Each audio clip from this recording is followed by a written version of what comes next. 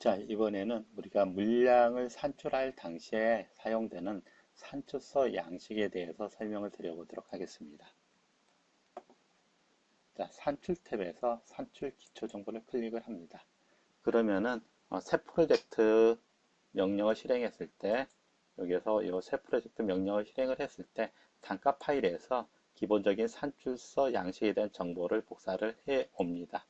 그러면 우리가 그 복사해온 정보를 이용해서 물량을 산출하게 되는데, 필요한 경우 만약에 복사해 왔는데 내가 지금 산출하고자 하는 것과 비슷한 게 없다, 아니면 수정이 필요하다 그러면은 이 작업 현장에 대한 산출 기초 정보는 산출 탭에서 산출 기초 정보를 클릭해서 수정을 하실 수가 있습니다.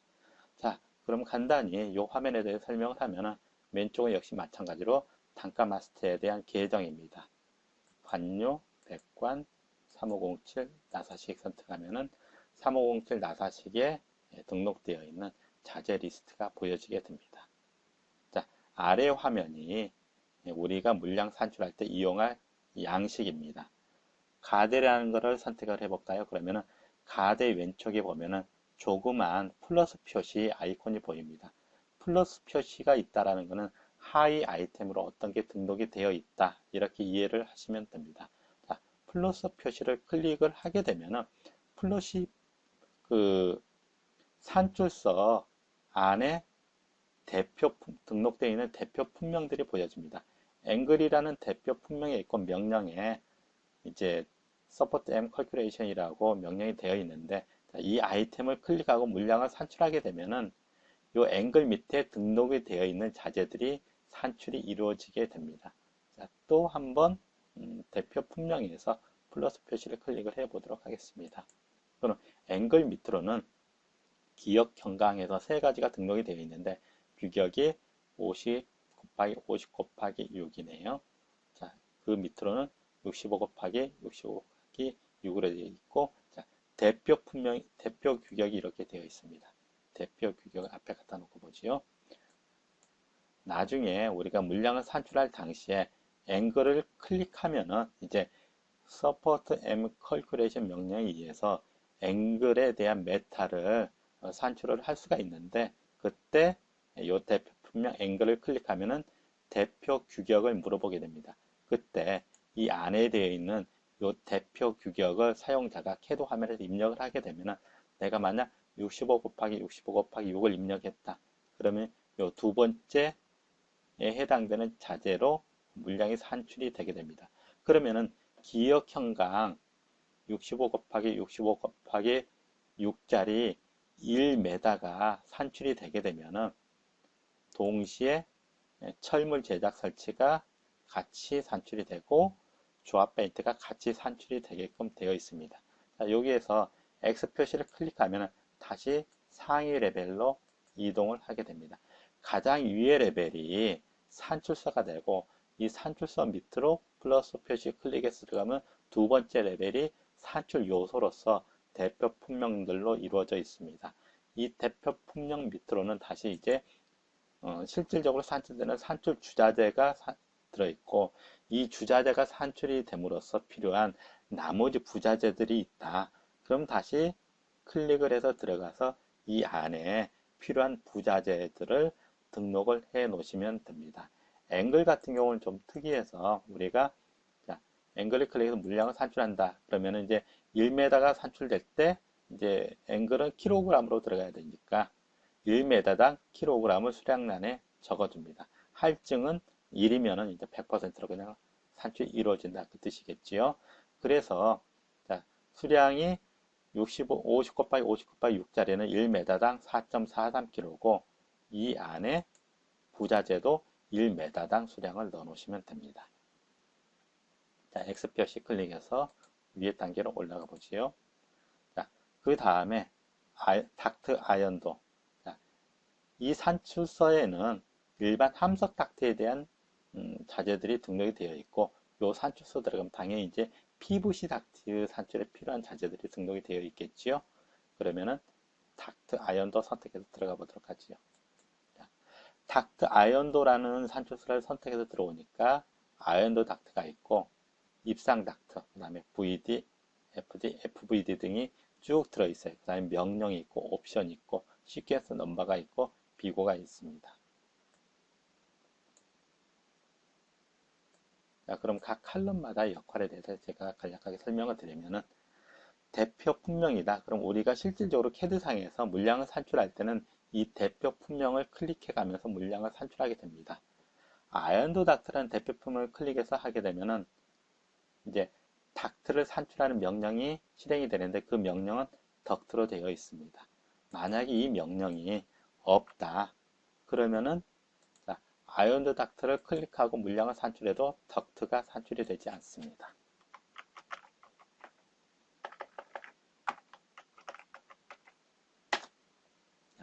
옵션에는 아무것도 없고 시켓 남바는 이 화면에 보여지는 순서를 결정을 합니다. 그러니까 사용자가 자기가 보고 싶은 순서대로 정리를 하고 싶다 그러면은 이 넘버링 값을 사용자가 수정을 하시면 됩니다. 비고는 이제 내가 이걸 클릭하면 어떻게 산출된다. 메모가 필요하면 메모 사항을 입력을 해 놓으시면 됩니다. 자, 아연도 닥트라는 대표 품명을 클릭해서 들어가면 뭐가 있느냐. 이제 실질적으로 함석 닥트가 사이즈마다 등록이 되어 있습니다. 대표 규격이 있고 규격이 있네요. 자, 이 대표 규격은 0.5THK라고 되어 있죠. 우리가 레이어에 되어 있는 것과 마찬가지입니다. 그래서 함석 같은 경우 반드시 두께에 대한 숫자가 있고 뒤에 THK가 붙어 있어야 됩니다. 대표 규격에. 자, 규격은 어떻게 되어 있든지 상관은 없고요. 자, 각형 닥터 아연도 제작 설치 클릭해서 들어가 보죠. 그럼 부자재는 없습니다. 결국은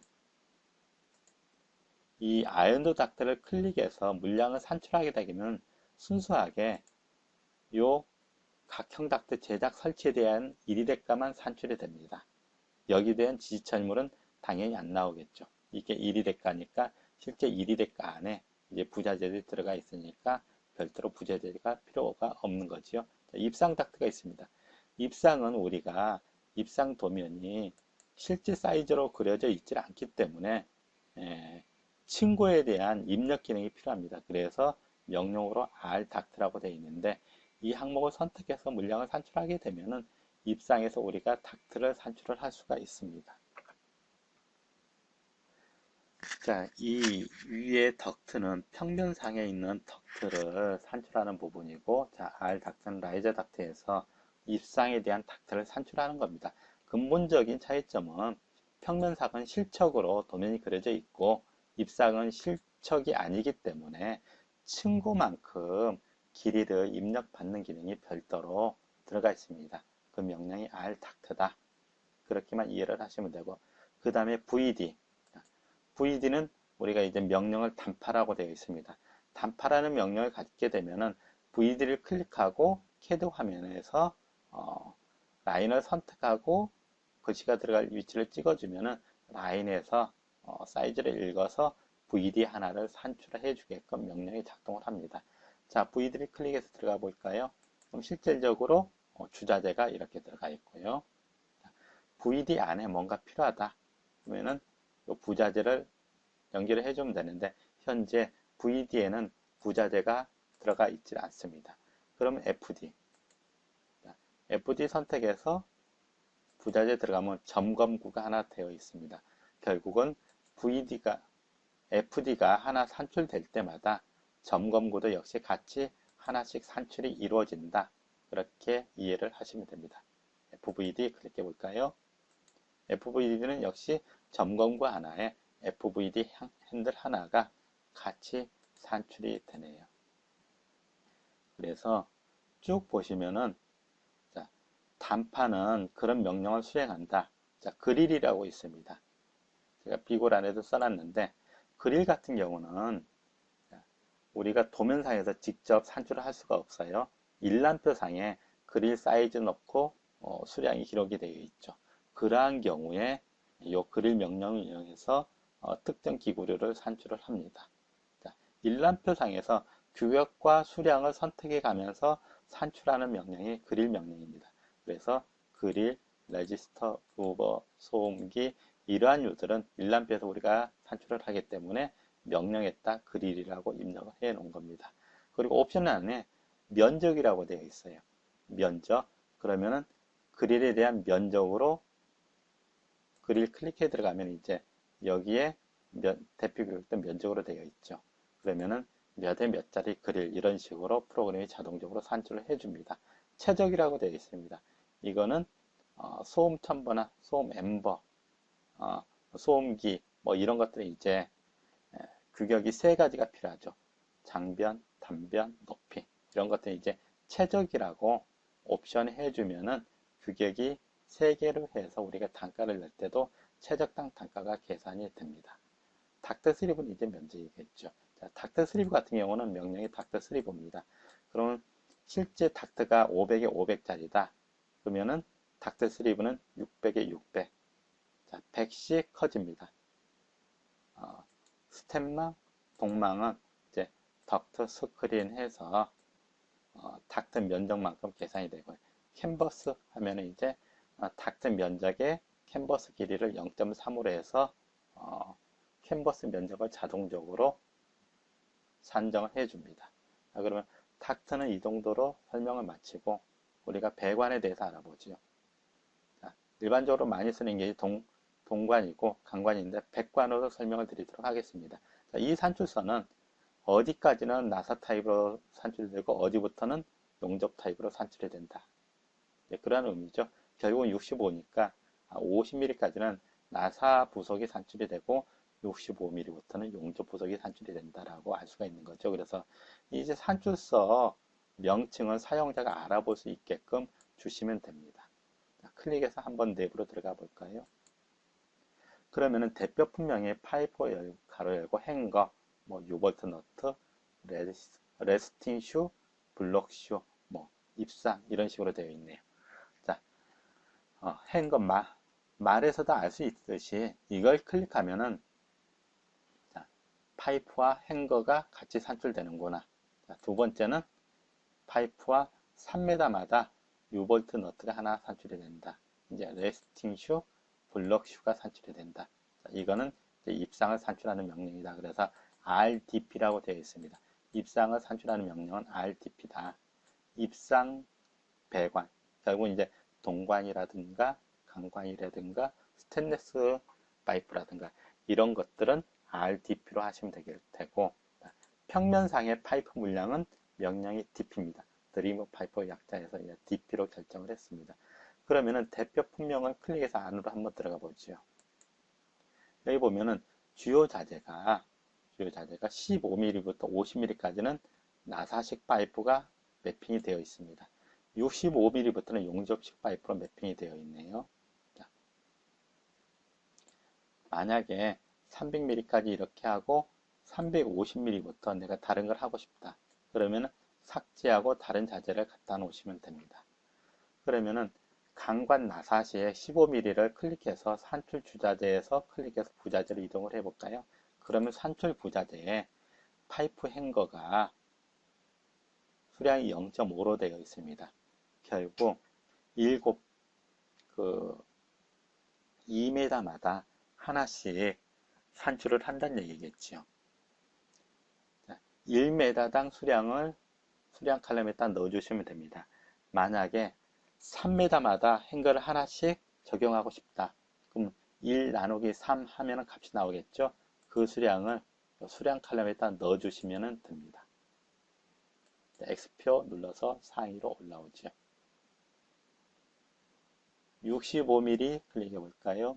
65mm 클릭해보면 여기에도 이제 전산볼트 행거 해서 0.333 했으니까 요거는 3m마다 하나씩 파이프 행거를 산출을 해라 라고 알 수가 있는 거고, 할증 칼럼이 1.1이라고 되어 있어요. 이거는 법정 할증입니다. 1m 산출하면은 10%씩 물량 할증이 이루어지는구나 라는 것을 알 수가 있고요. X 표시해서 다시 산출 요소 단계로 올라와 보죠. 그러면은 엘보를 클릭을 해 보겠습니다. 엘보 안에는 15mm부터 50mm까지는 나사식이 되어 있고 65mm 이상은 용접식 자재가 매핑이 되어 있습니다. 만약에 내가 그 CAD에서 600mm짜리 엘보를 산출한다. 그러면 산출이 안 됩니다. 600mm가 없기 때문에. 그래서 반드시 내가 산출하고자 하는 사이즈가 산출 주자재에 등록이 되어 있는지 사용자는 인지를 하고 있어야 됩니다. 65mm 100 엘보를 클릭해서 들어가 보죠. 그러면은 용접계소, 강관 용접계소가 2개가 들어가 있습니다. 결국은 100 엘보 용접 65mm가 한 개 산출이 될 때마다 이거에 딸린 부자재로 용접계소 65mm 2개소가 같이 산출이 되는구나 라고 이해를 하시면 됩니다. 역시 나머지 부분도 역시 마찬가지로 그런 식으로 되어 있는데, 여기에서 익스펜션 조인트 싱글과 더블인데 가이드 이슈 포함 이렇게 비고란에 되어 있습니다. 클릭해서 들어가 보면은 익스펜션 조인트가 후렌지 타입으로 쭉 되어 있고, 또 클릭해서 들어가면 부자재로서 후렌지가 2개씩, 가이드 슈가 2개씩 이렇게 잡혀 있습니다. 결국은 익스펜션 조인트만 산출하면은 후렌지나 가이드 슈는 사용자가 별도로 산출하지 않아도 프로그램이 부자재로서 같이 산출을 해준다 라는 걸 알 수가 있습니다. 당연히 이제 체크벨보다 그러면은 50mm 이하에 보시면은 유니온과 닛불이 하나씩 들어가 있고요. 65mm 클릭해 보면은 이제 밸브 부분이 필요하니까 밸브 부분이 하나, 후렌지가 2장, 이렇게 부자재로서 매핑이 되어 있는 것을 아실 수가 있습니다. 여기에서 옵션 칼럼에 단일이라고 되어 있어요. 그러면은 T도 단일입니다. 그러면은 CAD상에 65에 50짜리 T라고 표현이 되더라도 우리가 내역서 만들면은 65T로 내역서가 만들어집니다. 만약에 65에 50, 65에 32 이런 T로 내역서가 만들어지게 하게 하고 싶다. 그러면 옵션을 이경이라고 바꿔줍니다. 이경이라고 바꿔주면은 모든 T가 이경 사이즈로 산출이 이루어지고 내역서도 이경 사이즈로 내역서가 작성이 됩니다. 당연히 이 T 안에 주자재도 이경 사이즈로 주자재가 등록이 되어 있어야겠죠. 자, 이경 사이즈로 주자재가 등록이 안 되어 있는데 옵션 칼럼에 이경이라고 해놓으면 정상적으로 T 산출이 이루어지질 않습니다. 그래서 이경으로 하고 싶으면 옵션에 이경으로 되어 있어야 되고, T 클릭해서 주자재 자체도 여기에 150에 100, 150에 125, 150에 80 이런 식으로 이경 사이즈로 T가 등록이 되어 있어야 되더라. 반드시 그렇게 되어 있어야 되더라. 그렇게 되어 있는 경우에만 T가 산출이 정상적으로 되고, 만약에 그렇지 않다 그러면은 자재 코드 값이 없기 때문에 프로그램에서 오류를 떨어뜨려 줍니다. 그래서 또 하나 비고란에 대표 품명 변경 불가라고 되어 있습니다. 이거는 엘보, 반드시 이 엘보라고 되어 있어야 돼요. 그리고 이 엘보 안에 내가 필요한 엘보를 등록을 해 놓으시면 됩니다. 자, 이거는 반드시 T라고 되어 있어야 되고 반드시 레두샤라고 되어 있어야 됩니다. 이 명칭을 바꾸게 되면은 프로그램이 정상적으로 엘보나 T나 레두샤를 뽑아주지 못합니다. 그럼 어떤 거는 대표 품명을 바꿔도 되고 어떤 거는 바꾸지 말아야 되느냐, 다 외우실 필요 없이 CAD상에서 프로그램이 엘보, T, 레두샤, 우리가 5에서는 이러한 것들은 자동적으로 부속을 산출을 해줍니다. 그렇기 때문에 CAD상에서 프로그램이 자기가 엘보를 산출했으면 대표 품명에서 엘보라는 글씨를 검색해서 이 안에 들어있는 주자재에 대해서 요 대표 규격을 또 검색을 합니다. 그래서 CAD상에서 100mm를 선택하면은 요 엘보가 선정이 돼서 이 100 엘보 100mm 밑에 있는 부자재까지 같이 산출을 해주지요. 그래서 CAD가 엘보라는 글씨를 요 대표 품명에서 찾게 되는데 내가 엘보 1이라고 바꿔놓게 되면은 엘보를 못 찾기 때문에 엘보 산출이 이루어지질 않습니다. 그래서 다시 한번 말씀드리지만 프로그램이 자동적으로 뽑아주는 품목은 대표 품명을 변경하면 안 된다. 그러면은 유니온이나 닛불은 프로그램이 자동적으로 산출을 해주질 않습니다. 캡도 역시 마찬가지고요. 그래서 레드샷 2, 자, 유니온 2 이런 식으로 품명을 변경해도 아무 관계가 없더라. 그렇게 이해를 하시면 되고요. 여기서는 마찬가지로 이러한 것들은 사용자가 얼마든지 추가로 만들 수가 있습니다. 자, 여기에 보시면 바닥 슬리브 단일이라고 해놨어요. 클릭해서 들어가면은 자, 유볼트 너트가 주자재로 물려 있습니다. 그러면 파이프 관계에 따라서 유볼트 너트가 산출이 되고 유볼트 너트 15mm 클릭해서 들어가게 보면은 자, 슬리브 바닥으로 해서 25mm가 들어가 있네요. 결국은 유볼트 너트는 배관 사이즈하고 동일하게 산출이 되고 슬리브는 배관 사이즈보다 2단계 위로 산출이 되는구나 라는 걸 알 수가 있죠. 이거 같은 경우 그래서 옵션에 슬리브라고 안 되어 있고 그냥 단일로 되어 있습니다. 결국은 이 항목은 입상 배관 산출에서 슬리브와 유볼트 너트를 한꺼번에 산출하고자 하는 경우에 사용을 하시면 됩니다. 물론 입상관 고정 틀도 그런 식으로 산출이 필요하다 그러면은 입상관 고정 틀 안에 요 부자재로서 필요한 것을 또 등록을 해 놓으시면 됩니다. 자, 지금은 이제 새로운 산출서를 만들어 보는 방법을 시연을 해 보도록 하겠습니다. 샘플 산출서. 그러면 새로운 산출서를 하나 만들었습니다.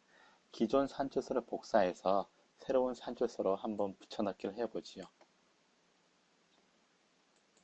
복사 대상을 선택한 다음에 산출서 복사를 클릭합니다. 그리고 새로 만들어진 산출서를 선택한 다음에 산출서 붙여넣기를 클릭합니다. 그러면은 기존 산출서 내용을 복사해서 새로운 산출서에다가 적용을 시켜주면은 사용자는 새로운 산출서에서 필요한 부분만 수정해서 사용을 하시면 됩니다. 자, 복사가 완료되었습니다. 그러면은 새로 만들어진 산출서를 확인을 해 보도록 하지요. 샘플 산출서에서 플러스 표시를 클릭해서 안으로 들어갑니다. 그러면은 새로운 산출서에 대한 내용이 보여지지요. 또 플러스 표시를 클릭해서 안에 들어가면은 그 안에 내용들이 이렇게 보여지지요. 그래서 이렇게 새로운 산출서가 만들어졌으면은 이제 필요한 부분을 또 수정을 하셔야 되니까 예를 들어서 파이프 클릭해서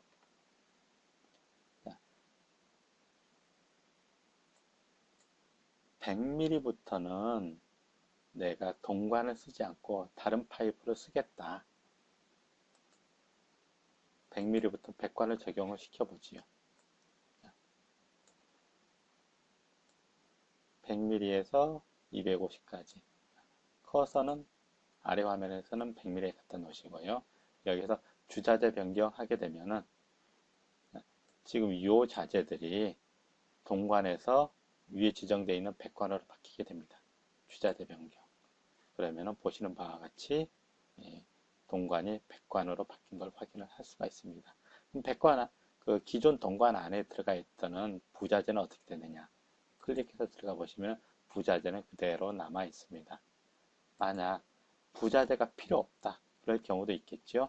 그러면은 엘보 안에 들어가서 엘보 안에 들어가 있는 부자재를 다 삭제를 하고 싶다.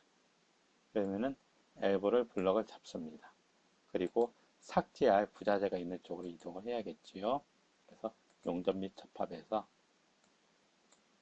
동관 용접 삭제 대상을 블럭으로 잡고 부자재 삭제. 그러면 13개 아이템에 대해서 부자재를 삭제했다고 메시지가 나왔습니다. 클릭해서 들어가 보면은 부자재가 없지요. 클릭해서 들어가 보면은 블록으로 잡은 모든 부자재들이 삭제된 것을 확인을 할 수가 있습니다. 만약에 동엘보 밑으로 강관 용접을 집어넣겠다. 강관 용접하고 블럭을 잡습니다. 250까지니까 250까지만 잡아야겠네요. 엘보니까 용접 개수 2개소가 필요하겠죠. 2개소 선택하고 드래그해서 지금 현재 15mm부터 블럭을 잡았기 때문에 드래그해서 첫 번째 15mm 위에 위치했다가 컷을 위치한 다음에 마우스 버튼을 놓습니다. 그러면은 15mm 밑으로 강관 용접계소 2개소, 250m로 강관 용접계소 250mm 2개소 이렇게 입력된 것을 확인을 할 수가 있습니다. 중요한 거는 아래 화면에 자재들이 규격 순서와 위에 화면의 자재들의 규격 순서가 동일해야 됩니다. 만약에 65mm와 80mm 사이에 75mm가 있었다. 아래 화면은 없었다. 그럼 그때부터 순서가 어긋나서 들어가겠죠. 그래서 이렇게 블럭을 잡아서 일시에 자재를 적용할 때는 반드시 이 자재 순서가 위의 순서와 동일한지 반드시 확인한 다음에 작업을 하셔야 됩니다. 그리고 다음 자재할 때는 꼭 적용 수량이 2는 아닐 테니까 반드시 일로 초기화를 시켜주는 게 아무래도 좋겠죠. 이렇게 해서 필요한 부분에 대해서 내가 필요한 대표 품명을 추가로 입력을 하고, 그래서 클릭해서 안에다가 새로운 주자재와 부자재를 등록을 해서 사용을 하실 수가 있습니다. 잘못 만들었다 그러면은 삭제를 하면 되겠죠. 이렇게 해서 새로운 산출서도 만들어 보고 기존 산출서를 복사해서 수정해서 사용하는 방법까지 알아봤습니다.